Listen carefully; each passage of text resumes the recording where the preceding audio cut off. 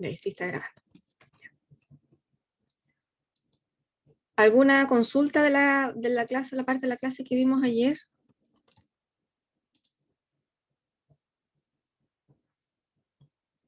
Bueno, vamos a seguir avanzando. La parte que nos queda que ver de espectroscopía molecular UV visible es lo referente al análisis cuantitativo. ¿Ya? O sea, cómo nosotros, con el conocimiento que ya tenemos, ¿cierto? Que revisamos desde el punto de vista teórico, podemos aplicarlo y poder hacer un análisis o una medición cuantitativa. Para ello, la longitud de onda es fundamental saber trabajar y saber elegir a la longitud de onda máxima, que es, no es el máximo en número, sino que es el máximo por la absorbancia que presenta. Entonces, si queremos buscar la más alta sensibilidad, o sea, detectar la menos cantidad posible de analito, nosotros debemos situarnos en la longitud de onda máxima que corresponde al pico máximo, ¿ya? De la banda al máximo de la banda de absorción. Cuando seleccionamos este máximo, ¿cierto? Esta longitud de onda máxima, nos vamos a verificar, ¿cierto? La ley de Beer, el cumplimiento de la ley de Beer que se esté dando de manera ideal en esta zona.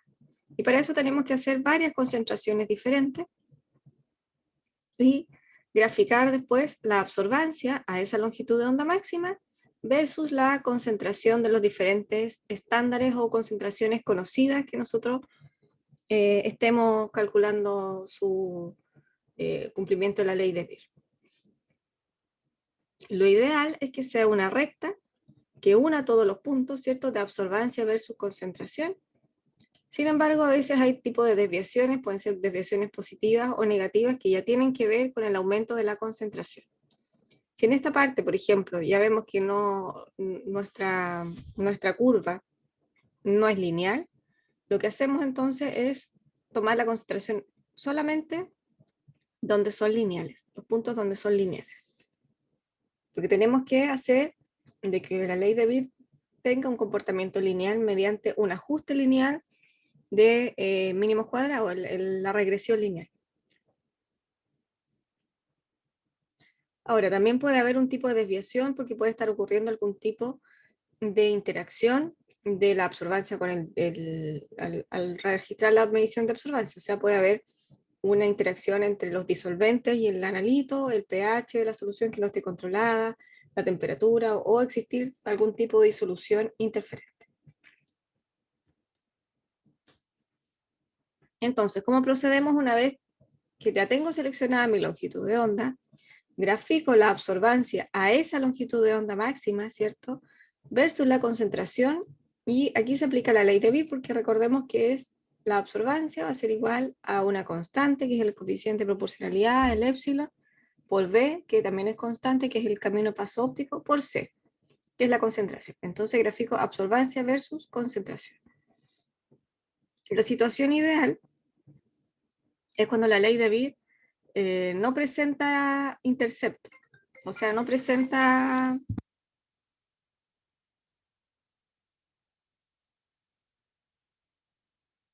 Disculpe. Cuando no presenta intercepto, o sea, tenemos la señal que va a ser la absorbancia, va a ser igual a la constante, o el épsilon en este caso, que es la pendiente, por B, que va a ser siempre constante en todo el experimento, entonces lo podemos omitir, por la concentración del analito. Entonces, de esta manera nosotros hacemos el ajuste lineal. Y como les decía, idealmente, la ley de Beer, cuando no presenta intercepto, pasa por cero, la recta pasa por cero. Como sabemos que eso cuando uno está trabajando experimentalmente resulta no adecuado o poco óptimo, ¿cierto? Porque generalmente las pendientes, cuando uno hace un ajuste lineal de X versus Y, ¿cierto? La pendiente de la recta de la curva corta, aquí está, corta, ¿cierto? En un intercepto, corta el eje Y. Entonces tenemos la absorbancia, la situación o la ley de Beer real, ¿cierto? Lo que nos encontramos con puntos experimentales.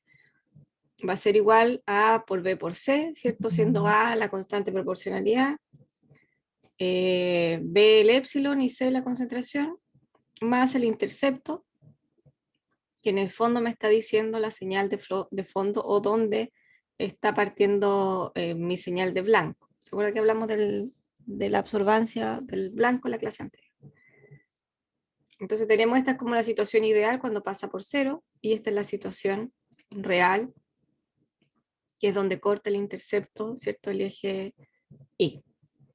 Entonces aquí tenemos nuestros puntos experimentales de absorbancia versus concentración, y nos damos cuenta al unir estos puntos experimentales que tenemos solamente 1, 2, 3, con 4 puntos tengo un rango lineal.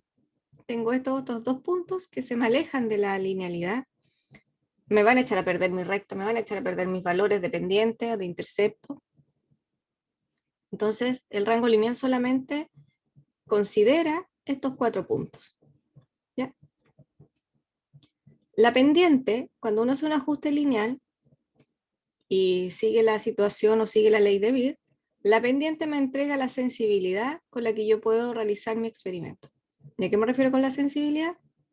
Me refiero a la cantidad mínima que yo puedo detectar del analito que estoy evaluando. ¿Ya? Y en este caso la pendiente corresponde a epsilon o a la absortividad. Si estamos en molaridad, absortividad molar. Si estamos en ppm, absortividad solamente. ¿Ya? Si se fijan, ambas ecuaciones me representan la absorbancia versus la concentración. En una tengo que restarle el intercepto a la absorbancia y en el otro caso no. A veces las curvas pasan solas por cero. No hay que llegar a la situación ideal, porque es la tendencia. Recuerden que el ajuste lineal es una tendencia. ¿Ya? Cuando lo llevamos nuestros datos después al Excel, no hay que forzar la curva a pasarla por cero. No hay que obligarla, porque si la obligamos, cambia la forma o cambia la pendiente. ¿Ya? No mucho, no varía mucho, pero no es necesario hacerlo, no es lo correcto, en realidad, forzar una curva a pasarla por cero. ¿Recuerdan cuando vimos esta parte de graficar? En el laboratorio, no sé, la segunda, tercera semana de práctico que llevábamos, le enseñamos a graficar. Ahora es el momento que lo vamos a utilizar.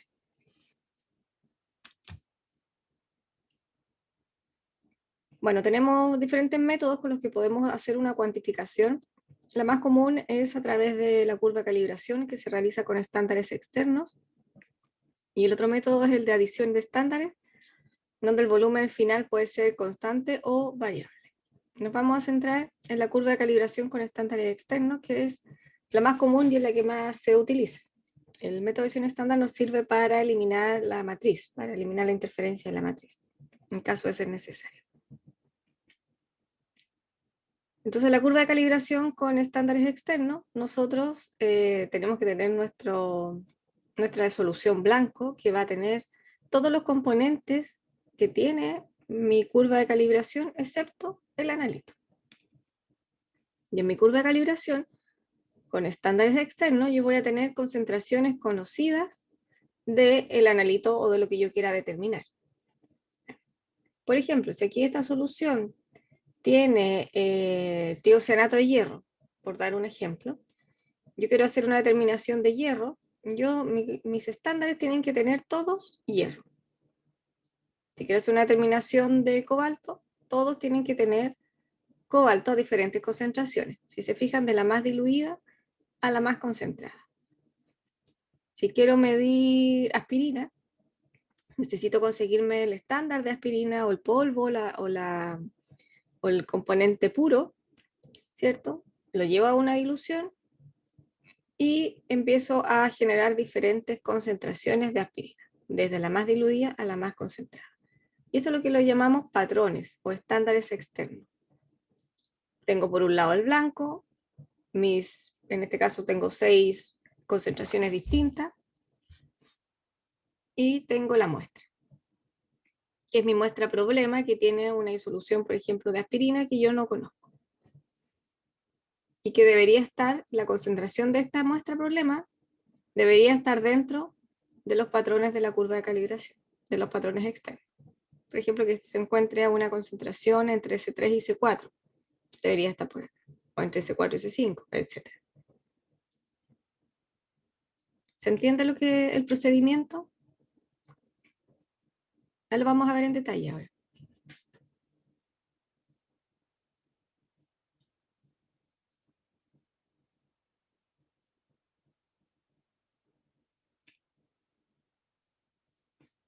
Chicos, ¿alguna duda, consulta?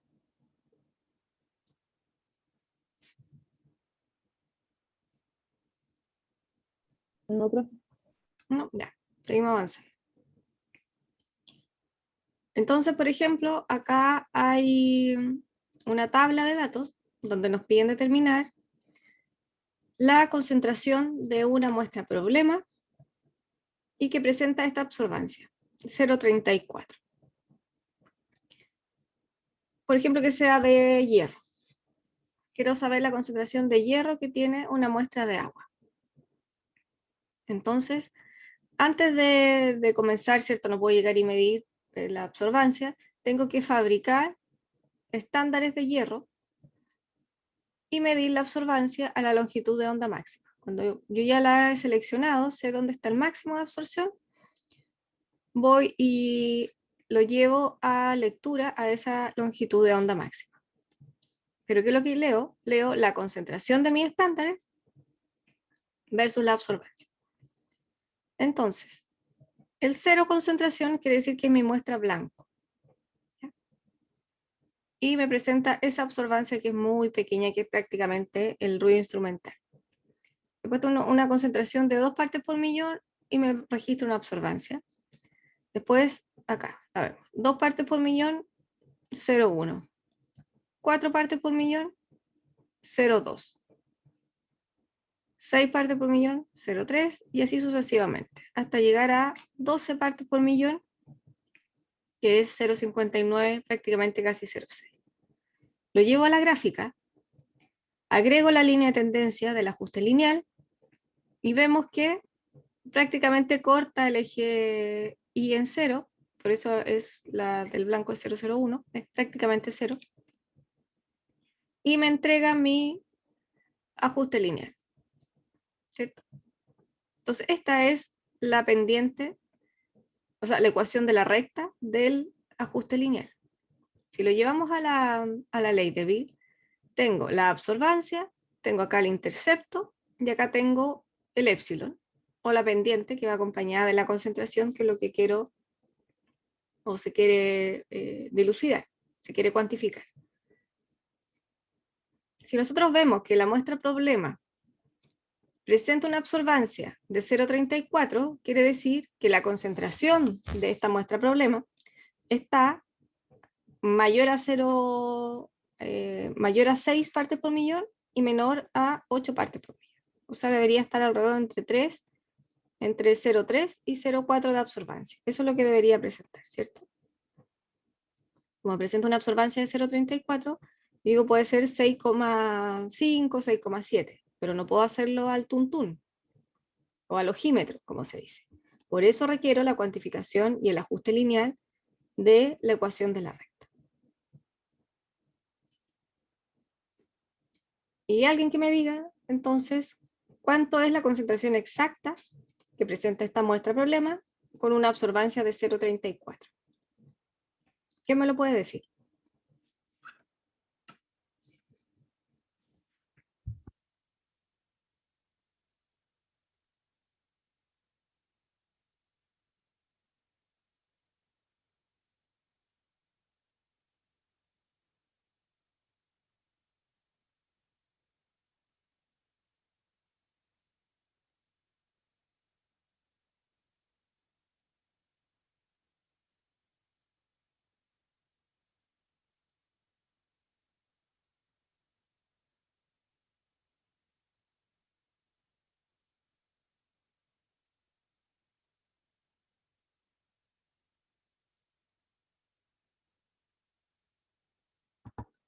Ya pues chicos, ¿cuánto es la concentración? En miligramos por litro. Se fijan, todos los estándares están elaborados en miligramos por litro. Entonces la concentración debería estar en miligramos por litro. ¿Cuánto es?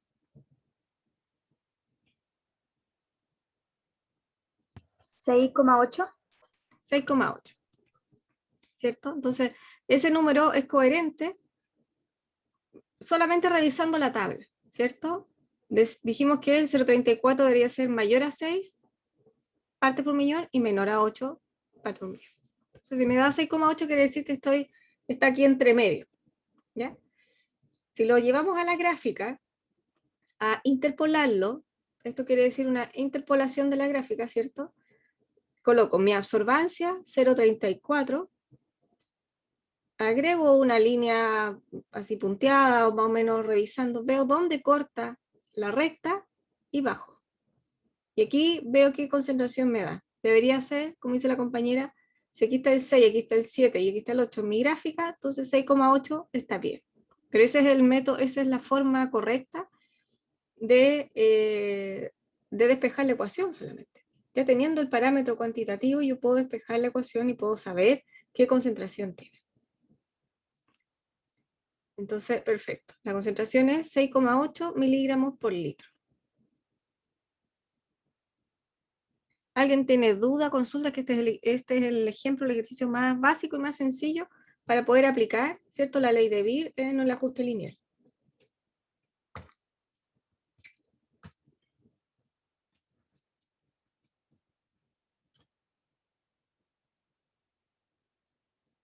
Profe, yo no entiendo por qué da 6,8. No sé qué hace para que dé eso.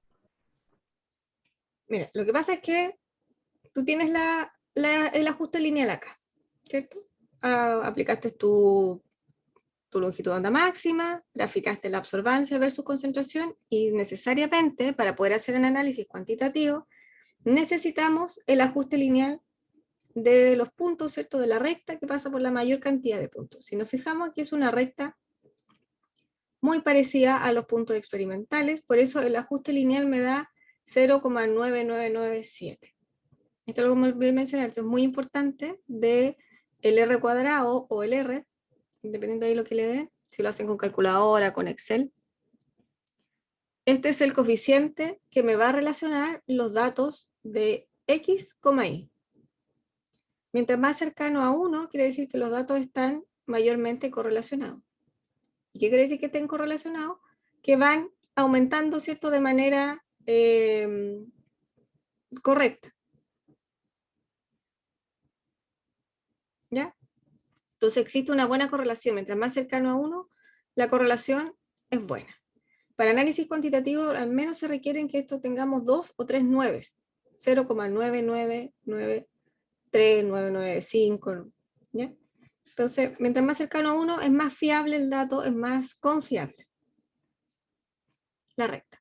Entonces, como la absorbancia de mi muestra problema es 0,34, yo la reemplazo aquí en la ecuación. La absorbancia sería 0,34. Le resto el intercepto y lo divido por la pendiente. Y de esa forma me da la concentración. Es solamente reemplazar el valor de la absorbancia en la ecuación de la recta. Pero por eso yo me detuve harto y le expliqué bien lento qué significa la ecuación de la recta, qué significa estos parámetros, el sentido que tiene hacer un ajuste lineal.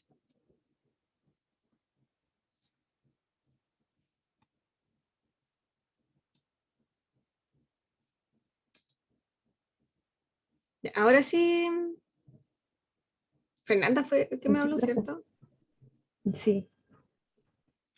¿Ahora sí o todavía no lo Sí, entiendes bien? profe, creo que ahora sí. Ahora sí, ya, súper. ¿Alguien más tiene duda o consulta?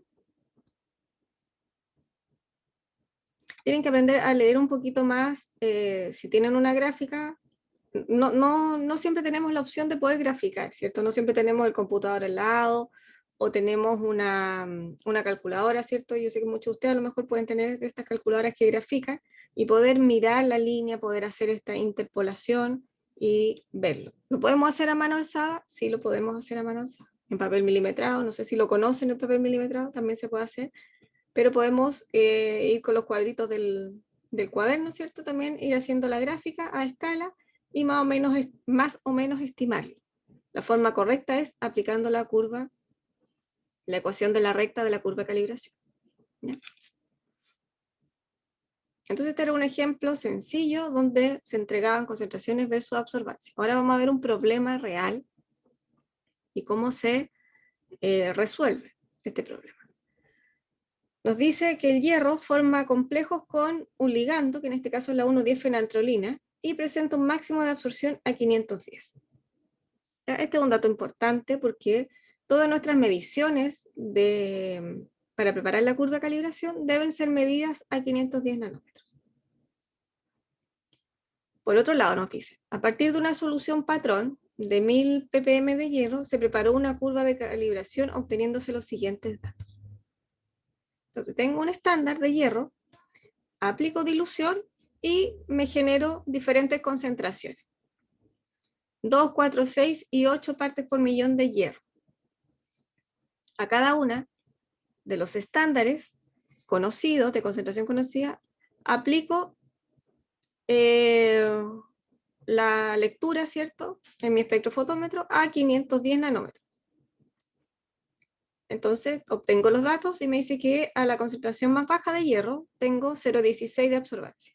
Después 0,31, 0,46 y 0,62 casi de absorbancia. ¿Cómo procedo ahora? Voy y la coloco en una curva de calibración, la llevo a una gráfica y obtengo mi ajuste lineal. Y veo si que están bien preparadas las concentraciones, por ejemplo. En este sentido, la técnica es bien acusete, porque si no me da lineal, quiere decir que a lo mejor mis estándares no los preparé de la manera más correcta. Me pasé del aforo, no homogenicé bien, no agité la disolución, etc. Aquí ya viene un poco la parte experimental o el expertise que se tenga en el laboratorio.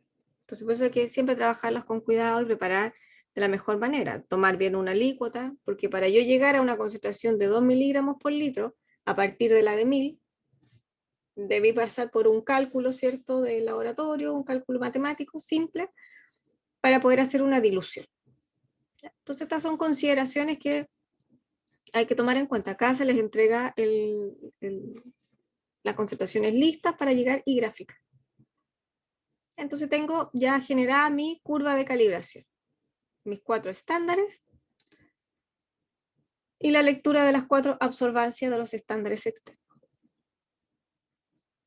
Después me dice, luego tratamos una muestra de agua subterránea, se tratan 25 ml y se lleva un matraz de 50.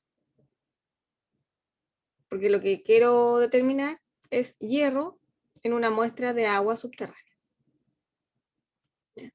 Entonces se toma una alícuota de 25 y se lleva 50. ¿Qué es lo que está ocurriendo acá?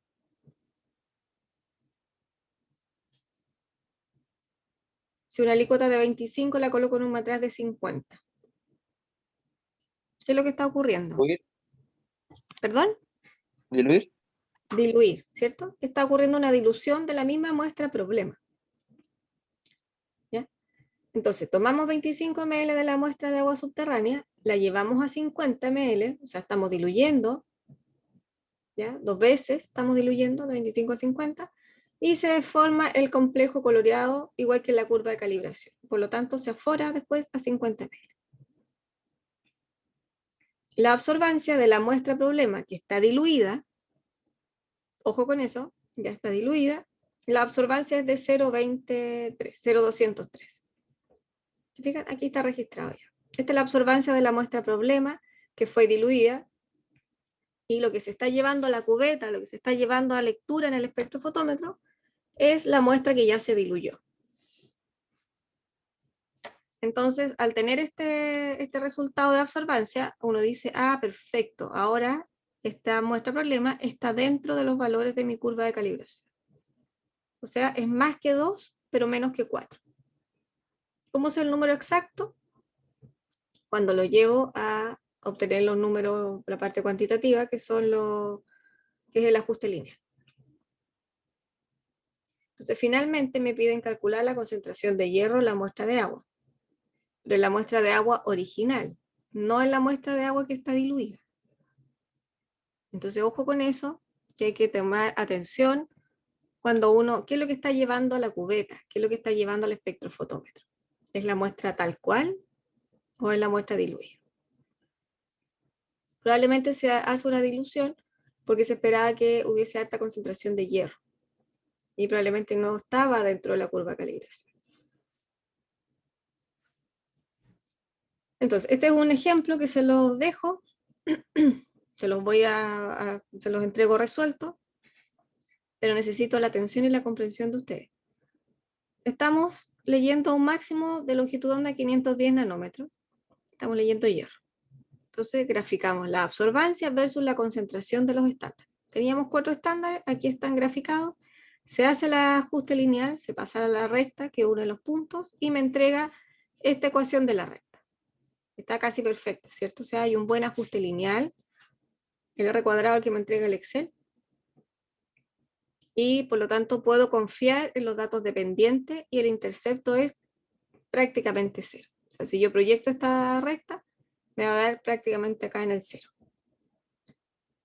Entonces, obtengo la ecuación de la recta, ¿cierto? La llevo a la forma de la ley de Beer, por ejemplo, la absorbancia de la muestra problema en este caso va a ser igual a la pendiente o al épsilon por la concentración de hierro, de la muestra de hierro, más el intercepto y el R cuadrado de 0,998. Tenemos pendiente y tenemos intercepto por otro lado. Si interpolamos el valor, ¿cierto? De ¿cuánto da? 0,203. Por acá, por ejemplo, 0,2. La concentración me debería dar cerca 2,5, 2,5, cerca de entre 2 y 4 partes por millón. Despejo, ¿cierto? La concentración, coloco la absorbancia, 0,203, el intercepto pasa restando, menos el intercepto, divido por la pendiente y despejo la concentración. Y la concentración me da que es 2,57 miligramos por litro. Pero esta es la concentración que está en la cubeta, ¿cierto? Lo que yo llevé al espectrofotómetro, que había sido diluido 2 veces en el matraz de 50. Entonces, esta no es la concentración real de la muestra de agua subterránea, esta es la concentración, el 2,57 es la concentración que está en la cubeta. Por lo tanto, tengo que multiplicarla por 2 porque utilicé una dilución de 2 veces, ¿cierto? O sea, ahora me estoy yendo para atrás. Lo que yo obtuve, o esa lectura, el 0,203, está en 50 ml. ¿Cuánto hay en 25? ¿Cierto? Hubo una dilución. Entonces puedo hacer C1V1, C2V2, o multiplicar simplemente, como sé que el factor de dilución es 2, multiplico 2 veces la concentración. Entonces la concentración real de la muestra de agua, subterránea en este caso, es 5,14. O sea, es el doble de lo que tenía en la cubeta.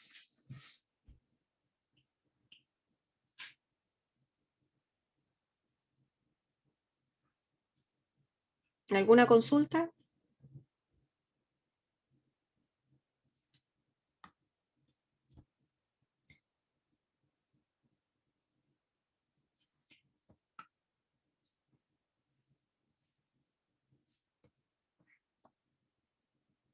¿Alguna duda?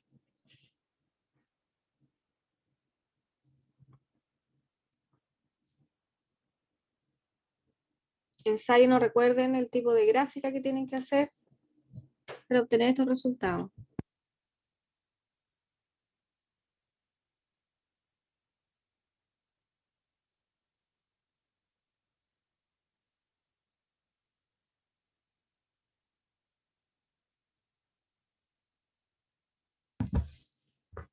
Chicos, díganme algo, pues hay algo que no lo entiendan o lo comprendieron.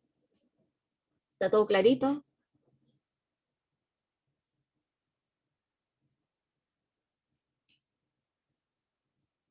¿Están comprobando? ¿Están con su calculadora en la mano? Sí, profe, está todo claro. ¿Está todo claro? Ya. Bueno, tienen el ejercicio, ¿cierto?, resuelto. Después van a hacer ustedes sus propios problemas. Bueno, otras aplicaciones que tiene la espectroscopía, ¿cierto? Es poder determinar constantes de equilibrio, es poder determinar la estequiometría de los complejos, también realizando titulaciones espectrofotométricas. También se puede de esta manera cuantificar. Acá hay una tabla donde tenemos un montón de aplicaciones clínicas, ¿cierto? En la absorción molecular para proteínas en sueros totales, ¿cierto? Para determinar colesterol, ácido úrico, barbitúrico, glucosa, yodo, etc. Se fijan, cada uno de estos métodos, son métodos ya estandarizados que existen, se hace una lectura a una longitud de onda característica.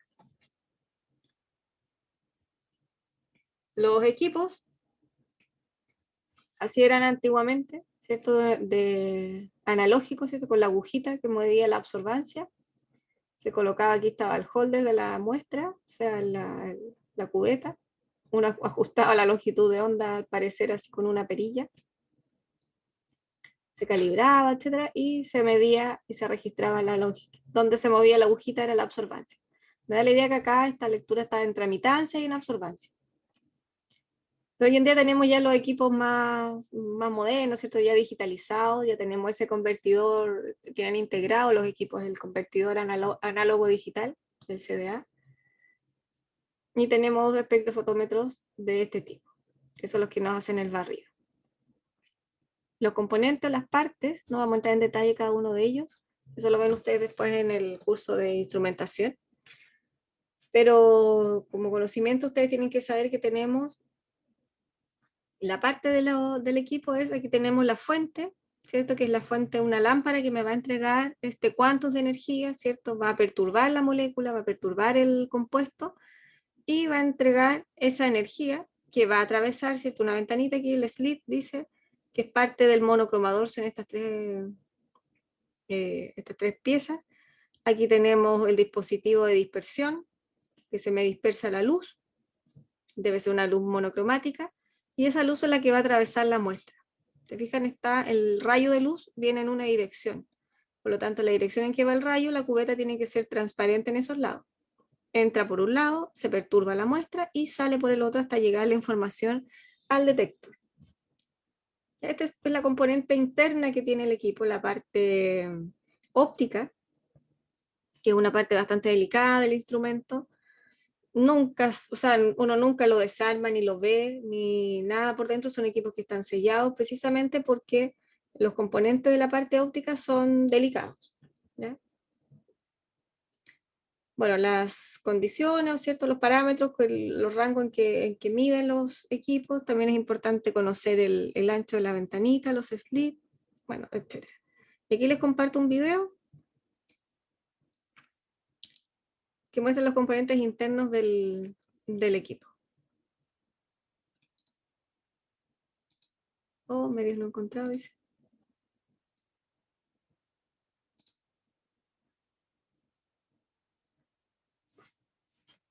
Denme un segundo.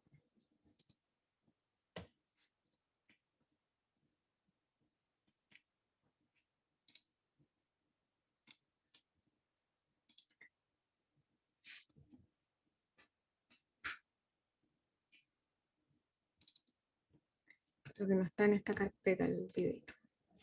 Déjenme.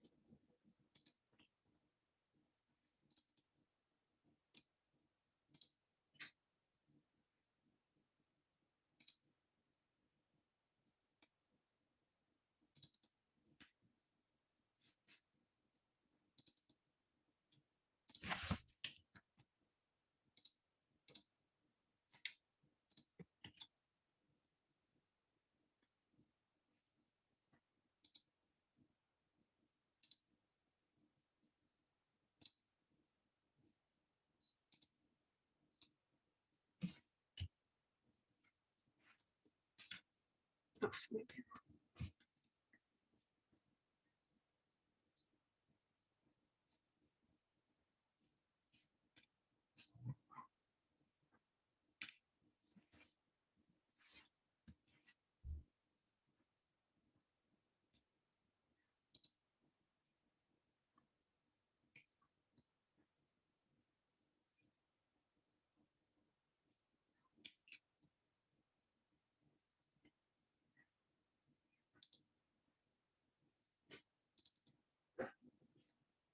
Here's how a spectrum.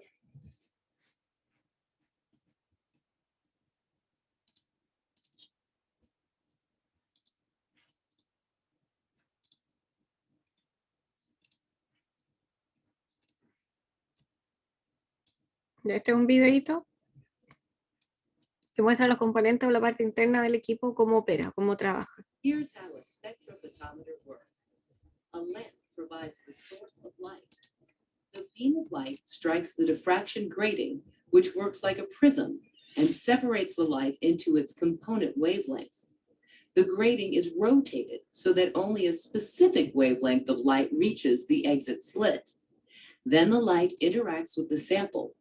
From this point, the detector measures the transmittance and absorbance of the sample. Transmittance refers to the amount of light that passes completely through the sample and strikes the detector. Absorbance is a measurement of light that is absorbed by the sample. The detector senses the light being transmitted through the sample and converts this information into a digital display.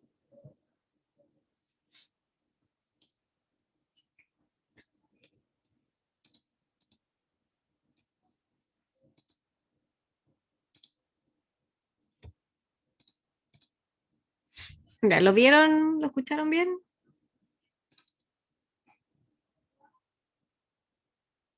Sí, profe.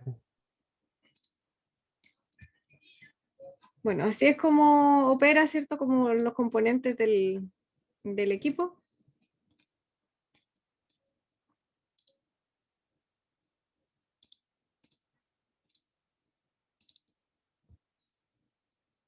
Uno no tiene la opción, ¿cierto?, de ver el equipo por dentro, porque cuando está funcionando, ¿cierto?, o sea, está pasando este haz de luz, imagínense, está pasando una fuente energética con una absorción en el UV, por ejemplo, que es mucho más energética que la del visible. Si nosotros abriéramos la tapa, aquí es donde va la cubeta, y abriéramos la tapa del espectrofotómetro, veríamos ese rayo de luz pasar, ¿cierto? Habría que ponerse en oscuridad para poder mirarlo y poder verlo. El ultravioleta se ve un poco más, pero el visible, como es luz blanca, no se logra visualizar. Pero internamente así es como ocurre, como está atravesando la muestra, que la muestra se perturba, ¿cierto? Recibe esa energía, ese golpe de energía. ¿Ya? Bueno, la clase finaliza acá, ¿cierto? Acá con esta imagen de la dispersión de la luz, de por qué vemos un arco iris, ¿cierto? Cuando hay sol y hay gotas de agua y hay lluvia. Bien, o sea, si lograron conectarse, ¿cierto? Con la teoría del color, porque vemos cierto espectro de diferentes colores, van a comprender bien el funcionamiento del espectrofotómetro, más allá de la medición, ¿cierto?, cuantitativa, que es para lo que lo utilizamos desde el punto de vista del análisis. ¿Ya? Podemos hacer análisis químico, análisis biológico, análisis bioquímico. De hecho, nosotros ahora estamos trabajando también con un grupo de biología marina y estamos haciendo determinaciones también por radiación ultravioleta, por fotodegradaciones de ciertos antibióticos, ¿cierto?, que son absorbidos, son captados por microorganismos acuáticos. Entonces, la aplicación que tiene la espectrofotometría UV visible es muy, muy amplia y muy variada. Dentro de los ejercicios o la diapositiva, ¿cierto?, está este ejercicio para determinar fósforo en orina. Se hace una formación de ion complejo, ¿cierto?, como molibdeno. Se preparan los estándares y tenemos acá la solución de los estándares de fósforo y la muestra de orina que me arroja una cierta absorbancia. Hay un factor de dilución por acá o una parte donde se cuantifica. Entonces les piden calcular los parámetros, ¿cierto?, del ajuste lineal y determinar los partes por millón de fósforo en la muestra de orina. Después pregunto cuál es la masa, ¿cierto?, que son puros asuntos de disoluciones. Y después finalmente me piden expresar en la concentración de fosfato, ¿cierto? Tenemos estándares de fósforo, pero me piden expresarlo en fosfato, en una concentración de milimolar, para que lo realicen y lo hagan. Y bueno, y esto se los dejo como material complementario. Los métodos de calibración tienen que ver con lo que vimos recién, que fue con la calibración de estándares externos. Está mayormente explicada desde el punto de vista matemático, por si alguien no lo logró captar bien, aunque esto yo creo que ya lo traen este conocimiento del ajuste lineal desde el colegio, ¿cierto? ¿Qué significa cada parámetro? Y cómo se lleva acá a la ley de Beer, ¿cierto? Se adecua y se hace la comparación entre el ajuste lineal de la ecuación de la recta con la ecuación de la ley de Beer. Si se fijan, sigue el mismo comportamiento. Con la señal del blanco, de los estándares, la aplicación que tiene, ¿cierto? Con esto de los estándares externos. Y aquí después viene el ajuste de los mínimos cuadrados, cómo se resuelve matemáticamente el ajuste lineal. ¿Ya? Entonces todo, como se los dije, es de material complementario. Aquí están los ajustes de coeficientes de determinación, ¿cierto? Para este caso es muy bajo, o sea, no hay una correlación entre los datos, son muy dispersos. Acá este ajuste claramente no es lineal, sino que hay ajustes polinomiales, exponenciales, logarítmicos. Uno tiene que ver cómo están situados nuestros datos. ¿Ya? Y el otro método de calibración es el método de adición de estándares, que es cuando tenemos una